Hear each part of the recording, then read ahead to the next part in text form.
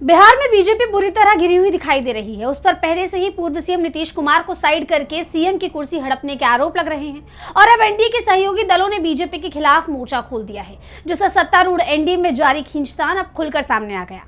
साथ ही बीजेपी को बड़ा झटका भी लगा है। तो क्या कुछ चल रहा है इस वक्त बिहार की सियासत में और क्या है पूरी खबर, जानेंगे इस रिपोर्ट में। बिहार की सियासत में इस वक्त बवाल मचा हुआ है। तमाम मुद्दों को लेकर बीजेपी पहले ही विपक्ष के निशाने पर थी और अब उसके सहयोगी ही उसे आंख दिखाने लगे हैं। एनडीए के सहयोगी दल राष्ट्रीय लोक मोर्चा के अध्यक्ष उपेंद्र कुशवाहा ने ही बीजेपी की मुश्किलें बढ़ाने का काम किया है।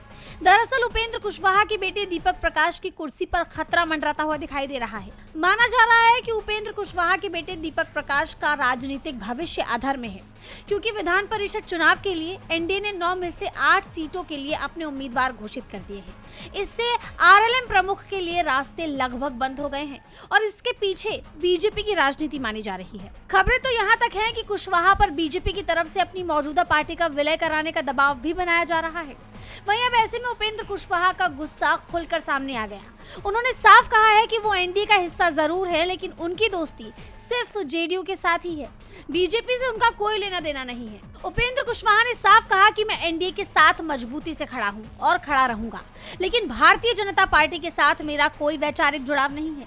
मेरी विचारधारा जेडीयू से मेल खाती है। वहीं अब उनके इस बयान से राज्य की सियासत में एक नई बहस छिड़ गई है। बीजेपी पर पहले ही आरोप लगते रहे हैं कि बीजेपी जिनके सहारे चुनाव लड़ती है, सत्ता हासिल करती है, बाद में उन्हें ही साइड कर देती है। पूर्व सीएम नीतीश कुमार के राज्यसभा जाने और सीएम की कुर्सी पर बीजेपी नेता के बैठने पर भी पार्टी पर यही आरोप लगे थे और अब एक बार फिर बीजेपी ऐसे आरोपों से बुरी तरह घिर चुकी है। डीबी लाइव की रिपोर्ट।